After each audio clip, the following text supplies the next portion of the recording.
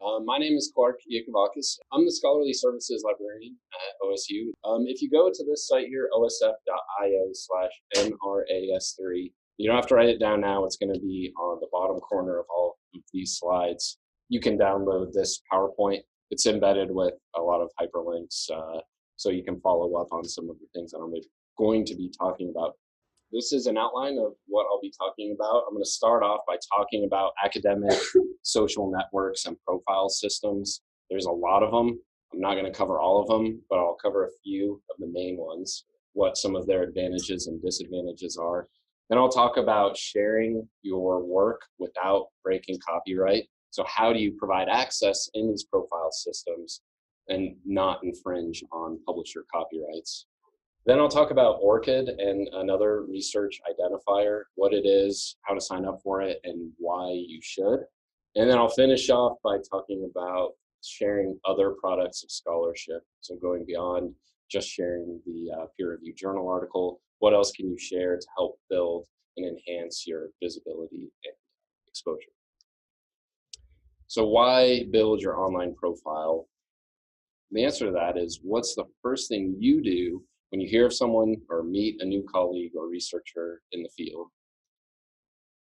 Yeah, that's the first thing everyone does.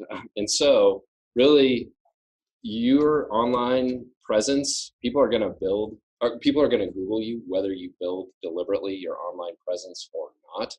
So you want to ensure that people are finding the biographical and contact information that you have authorized and you control. Usually people don't go beyond the first page or two. So as long as you can get those first several hits to be something official and professional, then then that's good. I have to admit, I'm a very private person. So, I've never even had a Facebook. So for me, I've always like waded into this pool very slowly. But that's kind of one of the main reasons to deliberately put some time into building your profile. Beyond that, it helps you connect with other researchers in the field. It enhances the visibility of your work, helps you to connect with other people who are researching in similar topics across the world, expands your co-authorship base or your potential co-authorship base. And there's a growing body of research that's indicating that there is a correlation between developing an online profile and providing access to the products of research and citation count. But beyond that, there's a correlation between sharing your research and scholarship and people reading it. For people editing Wikipedia articles, journalists, members of the public, practitioners, to be able to read and access the work is huge. And so I'll talk about some strategies for that as well. A lot of this is derived from this free ebook called the 30-Day Impact Challenge. This is a great work. It's a few years old, but it's still really relevant. And she does a great job of walking through some concrete steps that you can take, a lot of what I'm going to be covering today. And she provides links out to research and blog posts and people talking about these issues. And she also gives some screenshots and like step-by-step, here's how to do it, here's why to do it. So this is a way of enhancing what I'm talking about today. All right, so let's talk about academic social networks. We'll start with the biggest one, academia.edu. Despite the .edu, this is actually not a university site. It's not affiliated with higher ed institutions whatsoever. It was registered in 1999, and domains that were registered before then were grandfathered in. So before the regulations were enforced, beginning in 1999, to be a .edu, you had to be an institution of higher ed. So it's a for-profit company. It was founded by an entrepreneur. It's funded by venture capital, so it's a public business. It's the largest academic social network in terms of its user base. It's got 15 million people. And the way that it works is after you've logged in and set up your profile, you select research interests from a catalog of research interests, and it connects you to other people based on that set of research interests. It also has you put in an affiliation so that it can automatically create sites like this, which it has for every university, okstate.academia.edu. So if you go to that site, you can see who all at OSU has created an academia.edu profile. More on that in a moment. ResearchGate also is a for-profit company. This one was founded by some computer scientists, but it is funded by venture capital. It's pretty big business. It's got the same basic functionality as academia.edu, smaller user base, but more international. And this one creates a network based not on your research interests, but on the people that you follow and the papers that you upload, which it text mines and it looks for the citations to those, and then it suggests people based on those citations. So who are you citing in your work? Real basically, both systems allow you to create a profile summarizing your research, upload your publications, and we'll talk about the ins and outs of copyright with that. Find and follow other people, receive notifications when their profile has been updated. And then they've got a variety of metrics that pertain to readership and engagement, how many people have downloaded it, how many people have shared it, and so on. Both have free and premium versions. So with the free, this one's from academia.edu, you can read, you can find and read papers, you can share your research, and it's got some basic analytics tools. But to unlock some of the more detailed demographic information about who is downloading your work, where they come from, what they're doing with it, you have to pay. So there's a bunch of different analytics that are built into its platform. I'll just talk about one. There are some issues with some of these metrics that I think we should be aware of. The RG score is a single number that they assign to people based on publications in your profile and how people interact with those. So they assign each person this score of what their RG score is. There's a lot of research analyzing this. Some research praises it and finds that it does correlate with field-weighted citation indices, and therefore it is an effective indicator of how reputable someone is. There's some criticism, though. It is an intransparent proprietary algorithm, so we don't really know how they're calculating it. It's not normalized by field, so someone in a discipline that gets lots and lots of citations is flatly compared with someone who may be working in a field, either a discipline or a research area that doesn't accumulate a lot of citations. So you can't really compare one score to another in any meaningful sense. One study tried to reproduce it and couldn't, so they said, really just don't use it.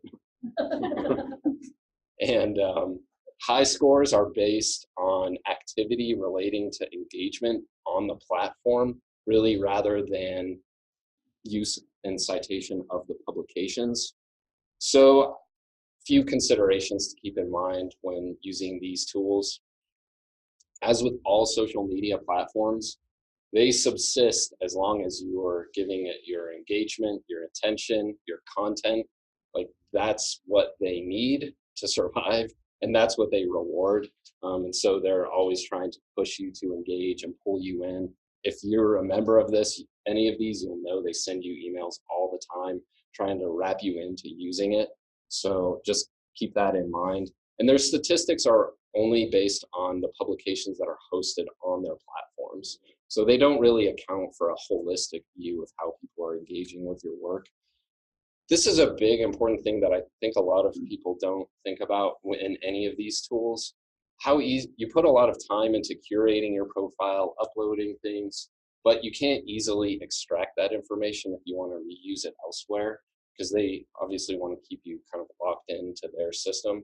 So keep that in mind. But that said, it can be a good way to connect with others and build your presence online and fill one of those top Google hits, that's not maybe something you would rather people not see.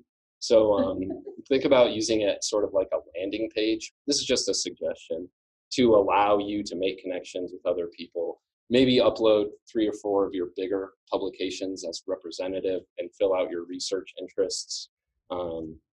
And that way you're accounted for on the site. You do have to be aware of copyright and publisher policies, which I'll talk about in a moment. Now, there's a pending lawsuit right now. American Chemical Society and Elsevier are suing ResearchGate. They're representing a bunch of other publishers, Coalition for Responsible Sharing. This came about a few years ago. They sent authors takedown notices directly, and they said, you're posting an article that you have assigned copyright to us. So this is Elsevier, Wiley, Taylor, and Francis. You need to take that down. That's not your content to share. And there was a huge backlash from authors saying, what do you mean I have to take it down? It's my article, I wrote it, you didn't pay me for it. And they said, but you transferred copyright to us, take it down. So following that negative backlash, they are now suing ResearchGate, accusing them of massive infringement of peer-reviewed published journal articles. And they want ResearchGate to be the gatekeeper for this. And they want, as authors are uploading content, they want them to check it to see if it's infringing copyright or not. So that's going to trial next month, and we'll see what happens. But last week, Springer Nature developed a pilot project with ResearchGate. This is actually really significant and could be something that potentially grows. These are the big Springer journals like Nature and all of those. They're automatically, Springer's going in and uploading 6,000 papers and assigning them to the authors, and these allowing people to download them. So still trying to figure out what they're getting out of this. I don't quite know. I think they're trying to position themselves as being cooperative with the research community and with open access. So it'll be interesting to see how that develops. And there's an article there about it if you want to read more. Okay, so that's ResearchGate and academia.edu. I'm going to move on to Google and a couple other ones, but does anyone have any questions or comments or ideas based on that? So one of the things I get asked in ResearchGate, I'll get requests from people. Can you send me your full article? Right. I haven't posted it there, and I never know how to respond, so I just ignore them, which is not good. Right? That's not a good solution. Yeah. So are you going to get to that, or is that another day? Yeah, we can talk about that. We'll talk about copyright and the various level of permissions. Typically, the answer is it depends. It depends on if your publishing contract gave you permission to share X number or unlimited number of articles on a one-off basis. Different publishers have different policies for that. So that's kind of the legalistic response. There are other, yes, please. I think a research they do too often. One is you can share it privately with your reference. And I assume that's like the old days when I get emails or something asking for a reprint of an article. Right.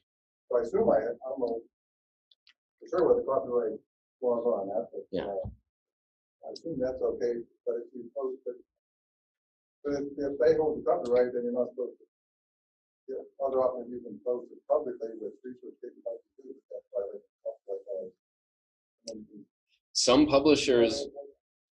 No, I think I've tried to send it, and then I get like these, do you have permission to share? And I just don't know how to answer all those questions. Well, that's them covering themselves so that they're putting the burden on the researcher. And that was their argument back to American Chemical Society and Elsevier, saying, we're giving authors the opportunity to claim, yes, I know that I have the right to share this work. So they're not getting involved as an intermediary. And yeah, I mean, some publishers actually explicitly state you may share this with 20 people. And you know, it's not like they're tracking that. So but if you share it with 20, then 20 people can share. That's true. That's right. Because it's a digital copy. That's right. And it's kind of up to you as a researcher to think about whether that's okay, like if you want people to read and engage with your work. But I'll provide some other options here in a moment that are definitely safe from a copyright perspective. But that one, go I ahead. think the article you're referencing, if I remember right, is like you're not sure what the old file is. Like if one of your solutions is the preprints, Well, that's one of them. Like, I do have, I've got requests for articles. When I submitted it on a floppy disk that long ago. Yeah. Like, I don't have that anymore. Right. So, like, I can't share that. Like, That's right. I don't have it. Yeah. So one of the options to share today isn't something that necessarily works. You guys can connect. And, Yeah. Okay, we'll find it. And the bottom line is, like, if we want to stay very legal and above the law, is it's in your contract. Your publication contract with that publisher should state if you unambiguously have the permission to directly email one-off copies to people who query it. But from a copyright legal standpoint, if you've transferred all rights to the publisher, then that one of the exclusive rights of copyright includes the right to transmit a copy. So you could be infringing on their copyright just by emailing their copy. Now, there are all sorts of academic norms that publishers kind of look the other way, like emailing a copy to someone who's interested in it. So that's kind of up to you to do your own sort of risk assessment and see if you're okay, if you're comfortable with that. Okay, next big one is Google Scholar Profiles. This one showcases your papers and the citations that they have received as tracked by Google. This one's very easy to set up. You can choose to make it public, or you can leave it private and use it for your own kind of use. All you have to do is sign on to scholar.google.com and click on My Citations, and then Google will automatically index your work, and it'll bring up a list of potential matches. So if you have a name that lots of other people share, there may be some false positives in there. Google has all kinds of sophisticated algorithms to try and minimize that. So you have to kind of evaluate that on your own. Also, if it doesn't find your work, you can add it manually. And then you have the option to require Google to ask for your permission to automatically add publications. So if you don't want it to just put stuff in there automatically. So this is an example of that. So when Charles Darwin goes up for tenure, he can talk about all of his citations and his H-index, and Google computes these automatically based on the citations that they've harvested through their own algorithms. That is a problem for some people. So because those citations will include like an undergraduate honors thesis that was uploaded to a university repository, or possibly a slide from a conference presentation, or white papers. So some people, I've gotten some angry comments that Google Scholar has a bunch of messy citations in there. All I want to know is if I'm cited in peer-reviewed publications and not all of that other stuff. And then other people are happy to learn about everyone who's engaging in their work, regardless of what the format is. So that's just something to be aware of. Just like academia.edu and ResearchGate, you can't export the citation data, so you can't get what papers are citing your papers, but you can export your citations. And that's useful if you want to upload them into another platform. And that's something I'm going to talk about in just a moment. Any questions about Google Scholar? So again, this is just another way of filling one of those 10 spaces on the Google front page, because Google is going to prefer its own products. So if you set up a Google Scholar profile for yourself, it's likely to be one of the highest hits when someone Googles your name. Plus, it has the widest index of publications out of all of these different citation indices. The final one I'm going to talk about in any kind of depth is this IMPACTSTORY profiles. This IMPACTSTORY is a nonprofit organization that's funded by the Sloan Foundation and the NSF. It integrates with ORCID, which I'll talk about momentarily, and it also automates the collection of many impact metrics. And the purpose of IMPACTSTORY is really to show other dimensions of usage aside from just citation in a scholarly peer-reviewed journal. So it looks at how many people have tweeted it, how many people have shared it into their Mendeley reference library, how many, other dimensions of sharing, how many Wikipedia citations it has. And it has all of these different badges for different types of engagement in the scholarly ecosystem. And that's really all I was going to say about that. So is anyone getting profile fatigue? This isn't. No, I wish that was my dog. I love my dog, but that was looking cool dog. Yeah. Okay, I have a scholar question. Sure. Okay, so you said we can't find out, and I'm playing pretend I folks smart. We'll use our, these folks laughing. He can't export his profile and find out who cited his articles? You can see it, but it doesn't provide an easy way to pull those into these, like a spreadsheet or RIS files if you want to load it into like EndNote or something like that. So you can eyeball it, but you can't easily export it. Right. Okay, and then my other question, how does the scholar figure out if you've been cited? Is it crawling around and finding your name, or is it just if someone downloads it, or is it they click the petition? For citations, it has all of its millions and hundreds of millions of crawlers all over the internet. Okay. And it has a way of really sophisticated, beyond me, algorithm of finding that citation, aggregating it as this is this single publication, all of these different citations, and based on these factors, it is this individual researcher. Okay, so it's not the download, it's not clicking on the quotation. No, that's right. I have a question. I had never heard of IMPACTSTORY before. Is that pretty new, and does it have very much? Is anybody out there yet? Yeah. No, it's not new, and it's kind of on the underground. It's been around for 5 or 6 years. It's a great organization. They're a nonprofit. I really like what they're doing. They have some other projects going on that I really support, and it seems like it's starting to grow as more people want to show other types of engagement with their work other than traditional citations. So it's coming. Yes. People to do all of them? That's a great question. So I think, yeah, I'm getting into that. That leads into this. So I teach other workshops on like programming language, and I took this from that. You have to weigh out what do you want to accomplish and weigh the time it's going to take to go in, edit all this, add all this stuff, and weigh that out with what you want to get out of it. Like if you really want to engage with other people and connect with other people who are looking at what you want to look at, and that's really important to you, then it's probably worth going through and making profiles on all of these. If you're an early career researcher, you want to have lots and lots of different types of metrics, because all of these tools will give you metrics. So whether or not that's weighted very heavily in tenure and promotion, that's kind of based on tenure and promotion policies. But I would say that it can't hurt if you're showing that thousands of people have downloaded your paper off of academia.edu and ResearchGate, that it kind of helps build the case that you're engaging. And also, if it does get picked up in other outlets like Wikipedia or journalism or news, that's another kind of form of engagement.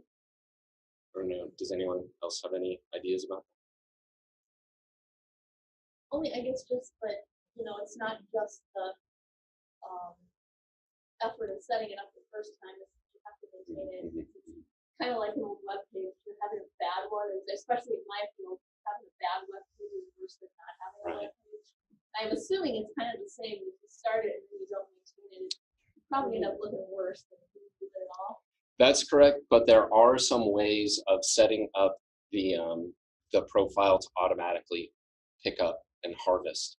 And I'm weighing, because there's no way I'm going to be able to get to all my slides, but I was weighing out, should I show how to do that versus kind of go over some of these issues? So I decided to go over it, but I'm happy to sit down and show you there are ways to automate it. Next time. Yeah. We'll have the back. Right. So that leads into this. How do you harvest all your publications? Really, you don't need to be manually entering all of them. There are so many different tools now, and I'm getting pretty good at using them. There's APIs to a lot of these, automatically extract it. Crossref and Dimensions are two free ones. Scopus is a subscription database that we have access to at the library, so you have to go through the library databases page. As I said earlier, you can grab them off of your Google Scholar profile. There's also a free software that's called Publish or Perish. This was developed by a marketing or management professor at Middlesex University. And this gathers citation data from multiple sources like Google Scholar, Scopus, Microsoft Academic. If you haven't heard of that one, that's another good one to search aside from just Google Scholar. And it cross-ref and it pulls them all together. So this is what it looks like. You get all of your publications, you get all of your citations. It computes citations for you as an individual. How many papers do you have? How many citations? So this kind of aggregates it all. And there's a lot more to it, but that's another possibility. Really, you shouldn't be having to manually add in anything at this point, unless it's like a presentation or something that won't be indexed in these platforms. Okay. There's so many other options. Mendeley and Zotero are reference managers. LinkedIn is another way for people to find and contact you. Again, say maybe highlight your best and most important work just so you're out there and taking up another one of those Google slots, because Google ranks LinkedIn pretty highly. It completely assaults you with notifications, so you can turn those off. But it's another information silo where you put information into it and it's really hard to get it out of it. There's this other one called, someone told me it's called Kudo, whatever, okay. Kudo, this is a way of promoting your work to the public.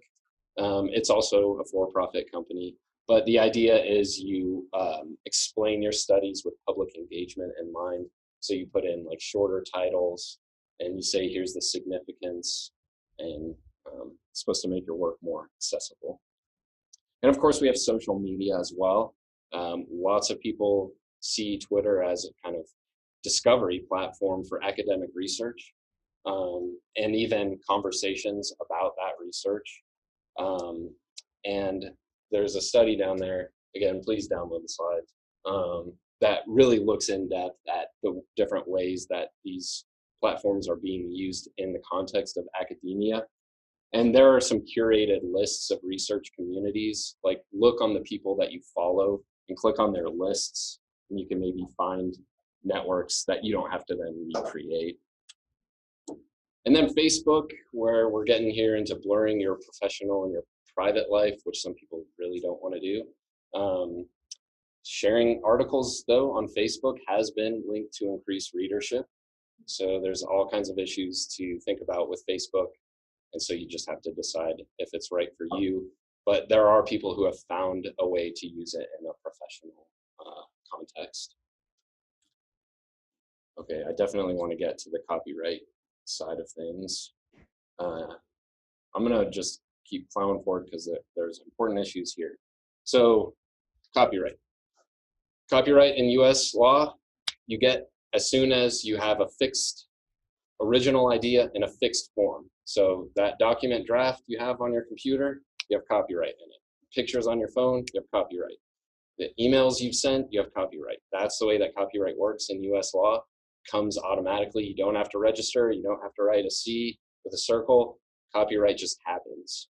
So what that means is authors are the copyright holders to their work immediately, unless or until they transfer those rights to someone else like a publisher, or if they're employed under a work for hire policy, which preempts that and says the institution owns this content just by default.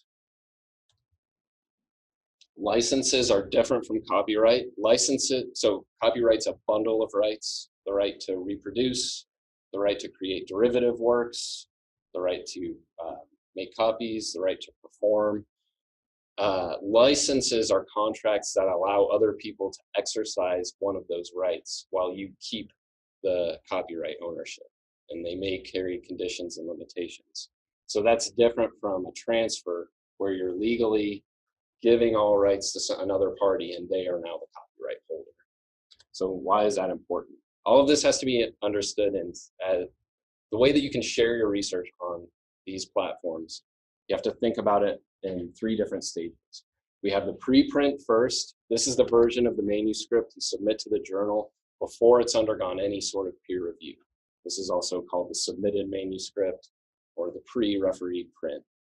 And you have the post-print. This is the accepted version. So the journal has said, yes, we'll publish it as long as you've made the changes that the reviewers have required, but it's before it's been typeset and copy edited and laid out by the publisher. That's also called the accepted manuscript or the post-refereed print. And then you have the published article. This is the exact replicate, that final publisher version, also called the version of record. So something called green open access is when you publish your article in a non-open access journal, but retain your right to self-archive it. And you might archive, it's usually that second version, that accepted manuscript, in an open access archive, or an institutional repository, or an academic social network, or on your own website. Most publishers now automatically give authors the right to make that accepted version available, typically in an institutional repository or on their own website. Sometimes it is written into the contract, and sometimes you have to explicitly ask. Is that like the Microsoft Word version? Yes. Or the version you get for the last update? Right, it's going to be the Microsoft Word version, right, before the publisher has really put that time and labor into getting it into their final version. So you might see sometimes when you're on Google Scholar a little PDF link, and it might take you to a university webpage that has a Word version of the final article, and it might say on it, this is a accepted manuscript for the final version of the article, which was published in this journal, and have the full citation and link out to it. So that right, most people have, but more and more publishers like Elsevier, who is suing ResearchGate, has now explicitly excluded what they call commercial sites, which they say includes academia.edu and ResearchGate. So there's this friction here. Study was done that found the top 100 journal publishers by output volume would in 62% of cases allow immediate upload of the accepted version, that second version there, to an institutional repository or a subject repository. And a whole 79% of them would do so within a year of publication. So 79% of the 100 or 79% of the 100. Yes, thank you. So the 62 says immediately your article's accepted, you can upload this accepted version. 79% you can do that after a year. And most of them have that embargo period of a year or 18 months. Why a lot of people don't exercise this right, they might be unaware, unsure. I mean, there's a lot of legal kind of, it's a legal minefield, or fear it might put the acceptance for publication at risk, or that it's a lot of work. There's 3 ways you can tell. One is to review the contract, and the rights retention varies. So some publishers take all the rights and license none back. Like this one is the American Medical Association, says, I hereby transfer all copyright ownership to the publisher and keep nothing. The publisher gives me no rights back. Some, you transfer the right to the publisher, but the publisher licenses some back to you. This is an example from Wiley-Blackwell, where it says, after publication of the final article, the right to self-archive, again, on the personal website or on the institution's repository, which OSU has one, I'll get to that in a moment. You can do so after, I think with Wiley, it's after 18 months, but some journals have different policies. So you really just have to, again, look at your contract and see which rights you have. When you say personal website, is that like you mine? It's not like Google Scholar? Correct. Or That's exactly right. If you have, like if I had clarkiakavakis.org, that's what they're talking about. Now, what about like OSU's website that, like I have a web page. Yeah. So Yes, yes, yeah. That's generally, because that's typically how it has been. So that's covered there. So that's a personal website. Yes, right. And then there are some publications where the author actually retains their copyright ownership and then just licenses the right to first publication to the publisher. And there are some conditions associated with that, but that's pretty uncommon. And almost never does the publisher allow you to do anything with your post publicly the final version of record. The second thing you can do, there's this tool on a database called Sherpa Romeo. This is a huge database of publisher policies. So this will tell you whether you're allowed to archive the preprint. That one, the pre-refereed version, most of them say, yeah, do whatever you want with it. As long as you don't change it from what you submitted, you can post it anywhere. Whether you can archive the postprint and then what you can do with the publisher version. This is pretty typical. And then it has listed the conditions there, where this is one of the more kind of liberal journals. So it says authors retain copyright. But this is an example, and almost all journals are indexed on Sherpa Romeo. And then the third thing you can do is ask me. So I know what to look for in these contracts. I'm happy to sit down.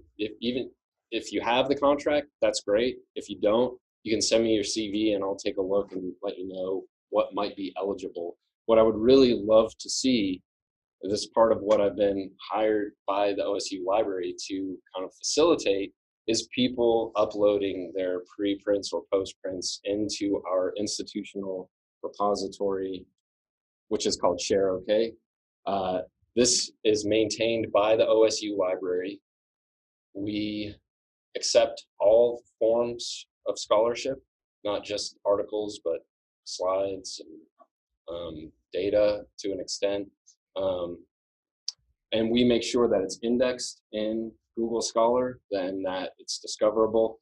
We'll check for copyright compliance. We'll attach a permanent URL to it. We'll add the metadata and yeah, make sure that people can see it. And this is an example of what it looks like. So I would love to see this really take off. There are some universities where it's almost just a standard. You publish an article, you send the library your post print, and it's really becoming a bigger and bigger thing. So if you have any questions about that, please reach out and let me know and ask now. What's the advantage of doing that as opposed to having a link on your faculty website? Mm-hmm. Where somebody...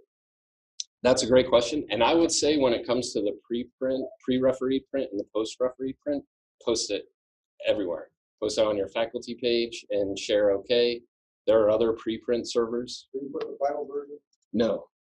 So this is the final version in Microsoft Word. Correct. Yeah. Is it okay to make the Word a PDF and share it through that? Sure. Yeah, that's what we would probably do, is convert it to a PDF. And that's probably advisable, so change it, yeah. And there will usually be stipulations in the publisher contract, like you have to put a link out to the final version. So this is an option for graduate students with presentation slides and things like that. Absolutely, yeah. We're very interested in enhancing the visibility of OSU scholarship. So if you have content that you would like to share, reach out and let us know. There's lots of other preprint servers out there. The famous one that people know about is Archive, the ARXIV. That's a physics preprint server. It's been around since the late 90s. There's been a lot of uptake. In physics, it's almost like automatic. You upload your preprint even before the final version, like months before it's even out there. So there are good reasons to post a preprint. It allows your research to be read more quickly. People can see it rather than having to wait however long. And most citation aggregators will identify it. If you're concerned that someone's going to cite it, you can put a disclaimer on there that says, first draft, contact me for permission to cite. As I mentioned earlier, there's a growing body of research, and I'd be happy to share it with you, indicating a correlation between citation count and open access, whether that's a preprint or a postprint. Most publishers actually don't classify preprints as prior publications. I know there probably would be some concern there that if I share my preprint, why would this publisher then turn around and accept it as a publication because other people can read it elsewhere? And that's a legitimate concern, and it's one that you do want to be careful about because some publishers do identify it as a prior publication and won't accept it if it's available out there. But most of them have kind of developed formal policies that say we don't consider it prior. Is that covered in Chevrolet as well, whether or not they would accept? No, unfortunately, I haven't found a good central place to find out what publisher policies are on that. Just have to go digging in publisher pages. The question comes up a lot with theses and dissertations, with students who are afraid, oh, I've published my thesis or dissertation is going to be online, which is a condition of graduation, but I want to turn around and submit it to a journal or a book publisher. Will that publisher accept it? And there's a bunch of research on this, and most of that indicates no. It's not really a risk. They require substantial enough changes that they're not going to say, like, nope, we don't accept it. It's available openly elsewhere. And actually can be to your advantage because people will be reading and engaging with it. And people do cite theses and dissertations. So it's another way of getting your name out there. And there's some publishers that actually encourage posting preprints. And that goes along with pre-registration, where you're writing out the specific details of your study ahead of time and issuing like a formal record of it. And this organization, OSF, which I doubt I'll have time to talk about, but they have a formal system for pre-registration to where you're putting your stamp on it first. But what if I get scooped if I share my research? And this guy says you can't think of anyone who would scoop something that's already published on archive. Everyone will know because it's date and time stamped. So if someone's stealing your ideas, then you can go back and trace it. But it's definitely something to think about. So that's what's called green open access. That's publishing in a non-open access format, but sharing earlier prints. There's also something called gold open access, and this is publishing in a fully open access publication where the journal doesn't subsist on subscriptions to universities, but rather has other ways of making its money. Sometimes that's through academic societies. Sometimes they're subsidized by universities. Many of them, though, charge authors a fee upon acceptance. These are just a few examples. Open access in this context means anyone can read the publication, not anyone can publish in it. They're real journals. It's not self-publishing. They earn respectability through the quality of their research and the editorial board. Of course, some are bad, some are good, just like with regular. I know a lot of people are uncomfortable with paying a fee. It's not a conflict of interest unless it's a scam. I mean, there are scammers out there who have taken advantage of this, but there's scammers and everything, really. It's not a reason to not engage with it. And for reputable open access journals, the editorial decisions are separated from the business side. So yeah, and many of them offer waivers if you can't cover the fees. Take home points, we all own copyright automatically until we sign it away. You can it's a negotiation, so you can ask. Some publishers will, if you ask and say, I'd like to have more rights, say you want to retain the right to translate an article. You don't want to transfer that to them, or you want to retain the right to send it to whoever emails you and asks, or you want to retain the right to pass out as many copies as you want to your class or to conference attendees. You can ask, and some publishers will actually say, oh, you want to retain some rights, so we'll take this one away and you can sign this one. Like, so, I mean, it's worth thinking about. And if you have the right to self-archive, exercise that right, and you can contact me for help parsing your contract. All right. Whew. Any questions? Yes. So what if you publish with other people and on ResearchGate or Academia, one of those, one of your co-authors upload the paper? Great question. I skipped that slide. ResearchGate That's a good point. So that's something called joint authorship when we've co-authored with someone. In academia, we put this emphasis on first author, but in terms of copyright, if it's a jointly authored work, each contributor is an equal copyright holder that can exercise any and all rights that are held. So if you have the right to share that work, then you can exercise that right. You don't have to ask the other person for permission. It may be a good idea, a collegial idea if it's feasible to talk to them about it, but legally speaking, you don't have to.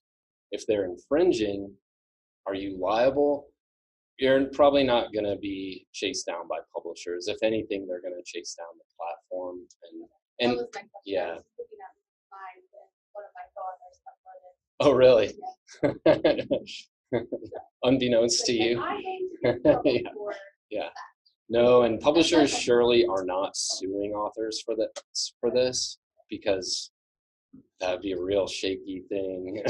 So they're mostly going after the platforms, or they're sending these takedown notices that say you got to take it down, but they're not saying, or we're about to take you to court for Can't squeeze blood out of the rock. So yeah, joint authorship. The other slide that I skipped is work for hire. In academia, this is our policy, which if you didn't know, the OSU IP policy was just amended and changed. And the new one is live if you want to read it. There are some interesting changes to it. But we explicitly state that scholarly works are personal works owned by the creator. So OSU is not asserting any ownership over the work itself. But there are issues with patents and software that it may assert ownership over. Okay, I do want to talk about identifiers. This is very important too, because this can save you a lot of time. ORCID stands for Open Researcher and Contributor Identifier. It's a unique, so it's developed by Lyrasis, which is an independent nonprofit organization. OSU is a member. This is another one, in my opinion, of the good guys. They're doing a lot to encourage research. So ORCID connects you as a person, you to all of your research output, allows others to access and share it. And I'll give you an example of that. When we're reviewing journals for renewal or cancellation, we want to know if OSU authors are publishing in these journals.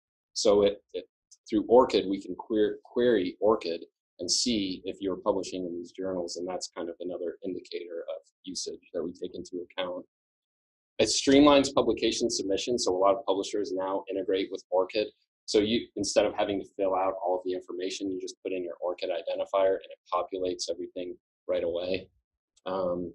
Eliminates name ambiguity for people who have changed their name over time, or who have names that other people share, or who have used initials on this publication and not on this one. Fuzzy text matching is a nightmare. And you don't just have to put your peer-reviewed articles in it, but there's different types of outputs. This is what it looks like. So, I mean, it's just like an online profile system, but you have an opportunity to put in funding and your works and your employment history. It saves time, so you can authorize these different sites to update your ORCID record whenever you publish a journal. A Crossref is kind of the authoritative DOI registry, so if something has a DOI, it's going to be indexed in Crossref, and so you can say, let Crossref go into my ORCID and add this publication, so I don't have to, if you've used your ORCID when you've submitted with the publication.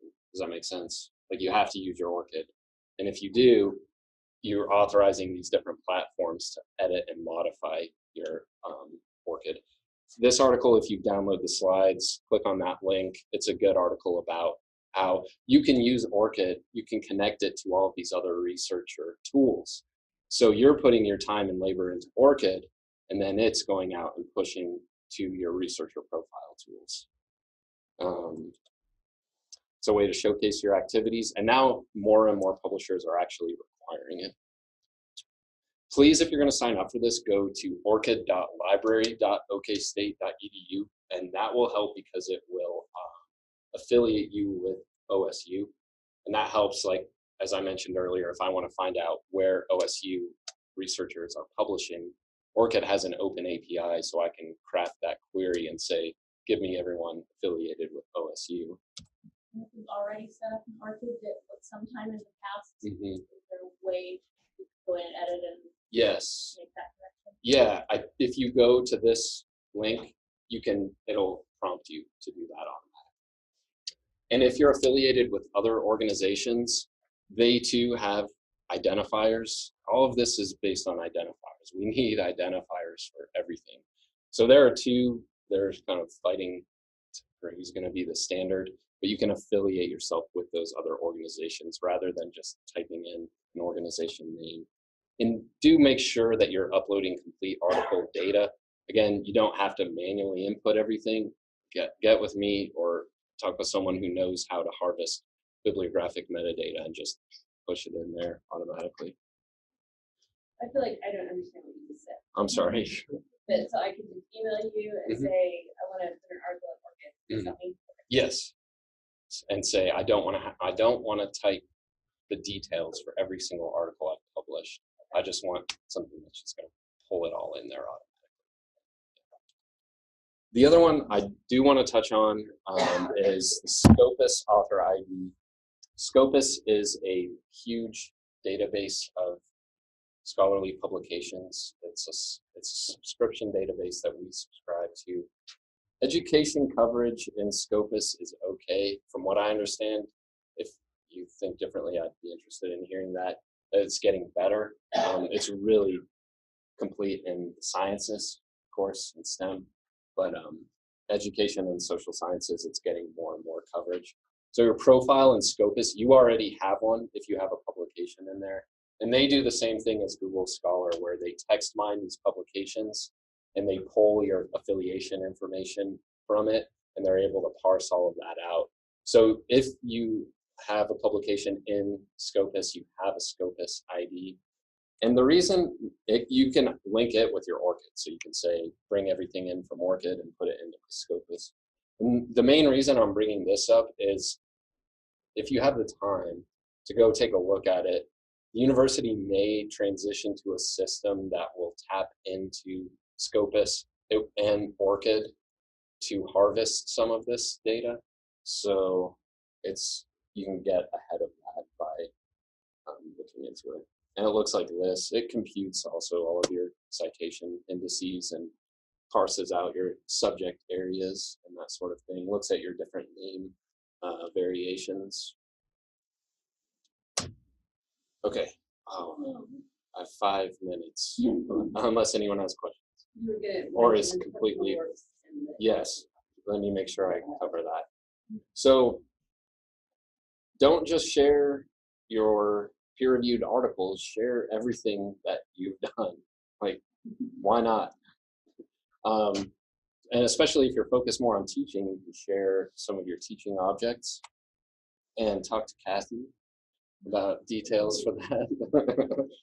She's our open educational resources librarian, and she knows all there is to know about sharing teaching objects. The new OSU IP policy does state that an instructional work is only an institutional work if you're eligible to receive extra funding for it, and there's no agreement that it's not an institutional work. So there's so much other stuff you can share, your data, your code. I've been talking too long, but Kay, who just left, is our research data initiatives librarian, and I think it's going to be standard practice at some point in the future to share data sets and any code and analysis you ran along with that data with articles or eventually for many different reasons. And there's I have a whole 1-hour presentation on this alone that I'm not going to subject you to. That's time. If you have questions, please feel free to ask.